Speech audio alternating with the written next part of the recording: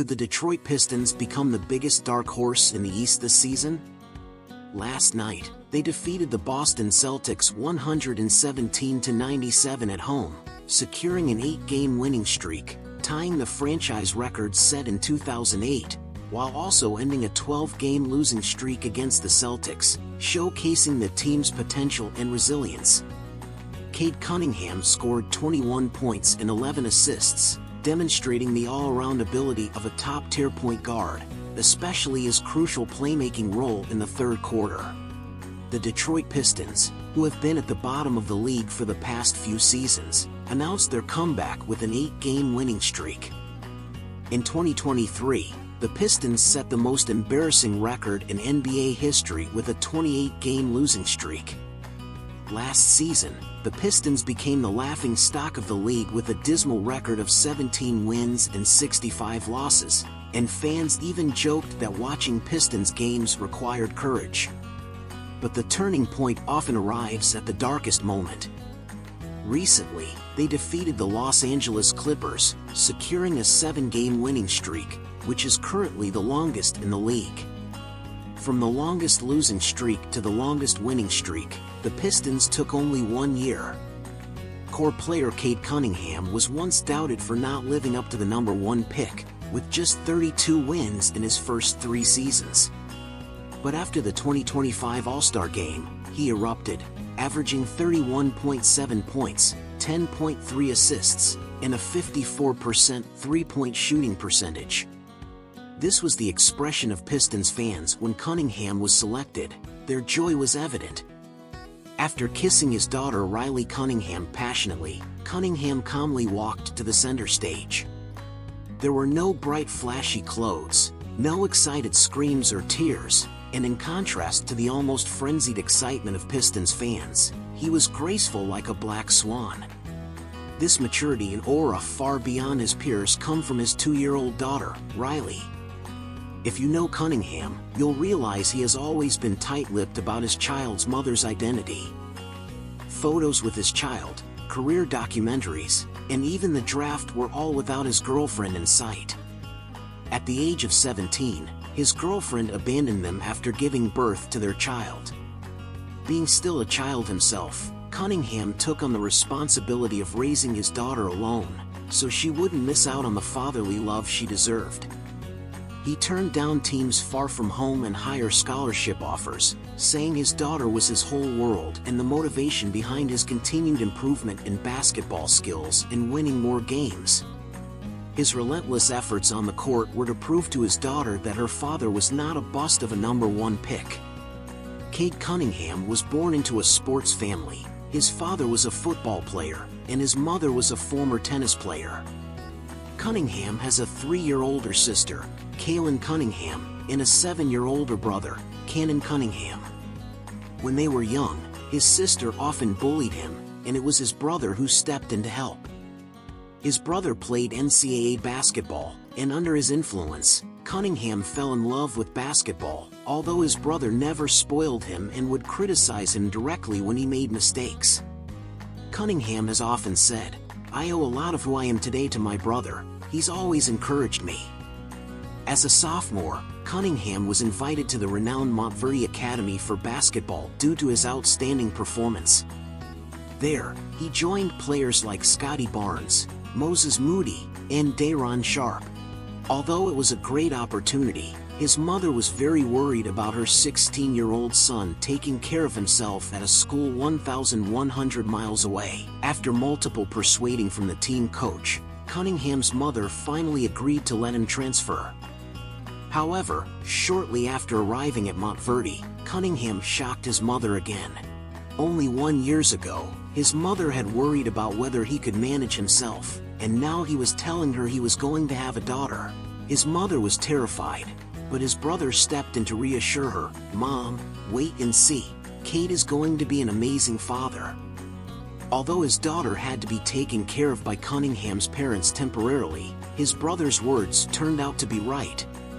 Cunningham not only proudly posted pictures of his daughter on social media but also declared that she would be his greatest motivation in life. After that, he said, Basketball will be my career, and I must succeed, for my daughter."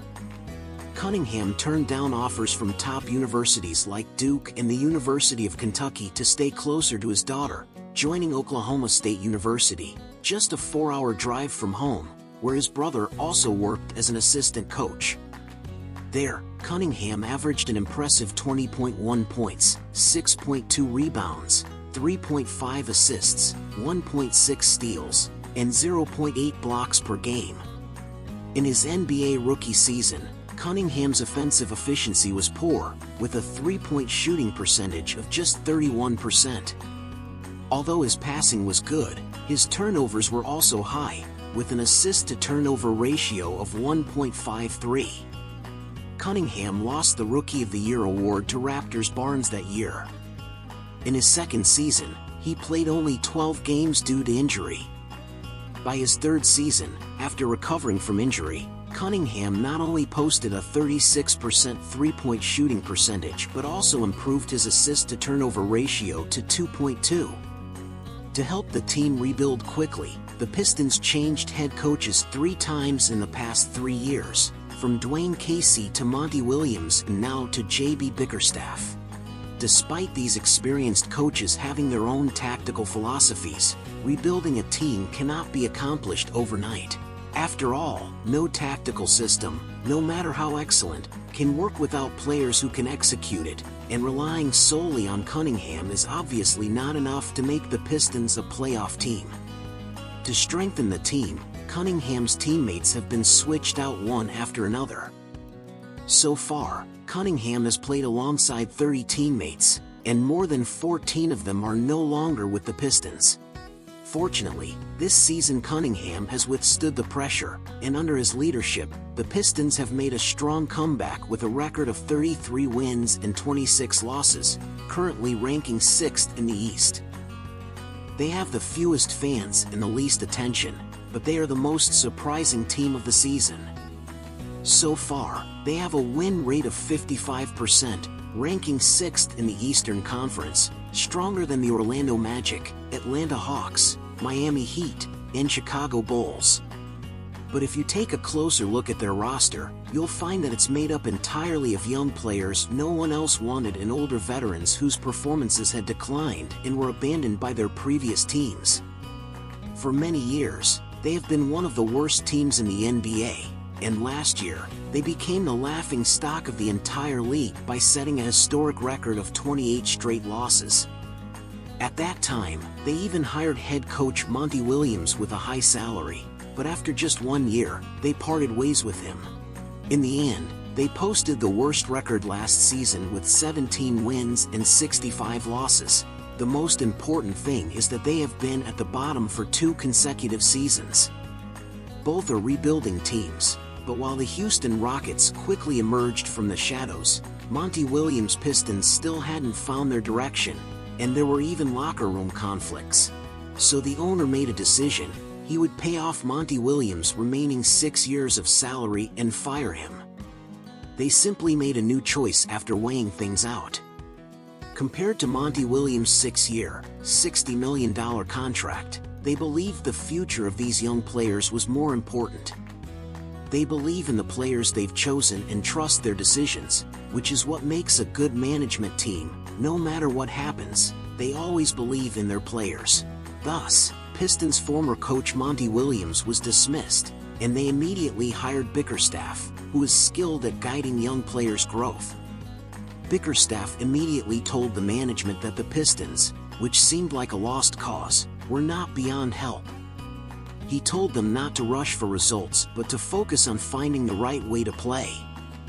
He also shared with management the direction for strengthening the team and made trades for Tim Hardaway Jr., signed Tobias Harris to a 2-year contract, and Malik Beasley to a 1-year mid-level contract. All 3 are solid shooters, but their defense is weak. The young players would handle defense, and these 3 only needed to focus on shooting from the perimeter. Most importantly, all 3 were willing to support the young players. Cunningham, who has been with the Pistons for more than 3 years as their core, had been struggling with the team's performance. Nobody believed in him, and even he began to doubt himself. At this point, the management team believed in him the most. The Pistons offered him a 5-year, $224 million max contract, which even Cunningham was surprised by. He never imagined he would be worth that much. However, this signing also changed Cunningham's mindset. For all these years, the team had built around him, and now the Pistons had not abandoned him but offered him a large contract, motivating him to perform well. So, didn't this help the Pistons improve? The head coach found ways to help the team win, the team fixed its weaknesses, and the star player was more motivated. They surged ahead and went from being an overlooked team to sitting 6th in the Eastern Conference. The Pistons' young players started finding the right way to play. They needed proper guidance, and now the head coach was providing that.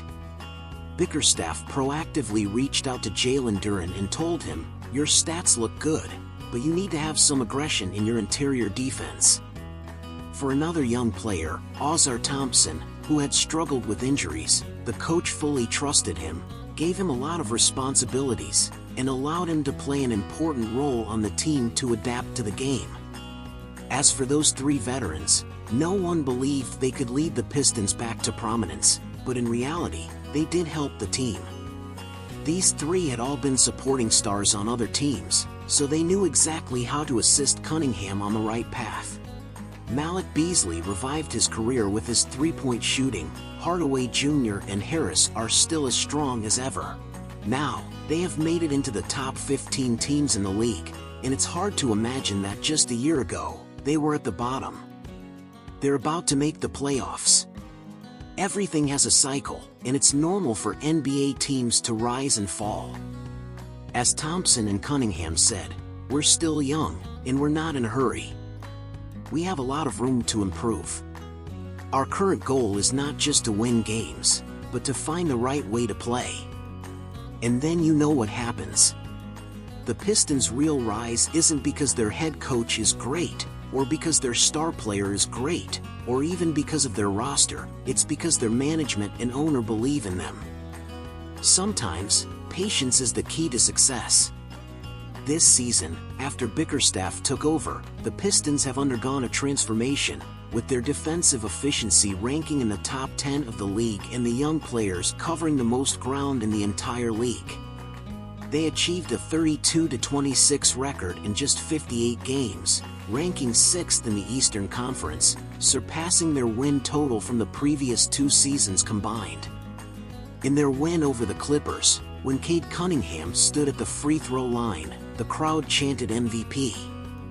He has been playing at an MVP level this season and earned his first All-Star selection. During their 8-game winning streak, he averaged 27.2 points, 9.5 assists, and 6.3 rebounds, slowly proving that he is the new king of the Motor City. As Cunningham said, "They are no longer a ragtag group but a true team." The team averages 25.6 assists per game, ranking 5th in the league, and their fast break points are the best in the Eastern Conference. This team, with an average age of only 24.3 years, is writing their own story. The 7-game winning streak from the 2014 to 2015 season may have been the Pistons' last glory.